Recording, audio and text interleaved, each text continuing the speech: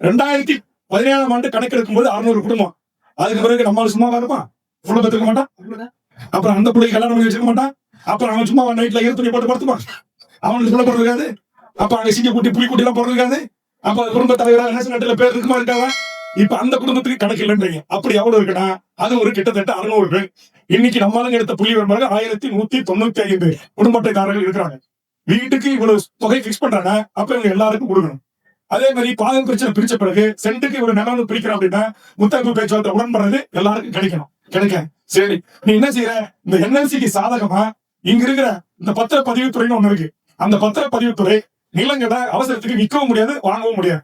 சரி அண்ணன் தம்பி சொந்தக்காரன் பங்காளி பிள்ளைகளுக்கு பாகப்பிரிவினை போட்டு கொடுக்க முடியுமானா அதுவும் முடியாது. அப்ப இந்த அதிகாரங்கள் எல்லாம் யாருகிட்ட இருக்கு? எங்களை ஆளுகின்ற முத்துவேல் கருணாநிதி ஸ்டாலின் இருக்கிற தமிழ்நாடு முதலமைச்சரே உங்கள் கைகளில் தான் இருக்கிறது.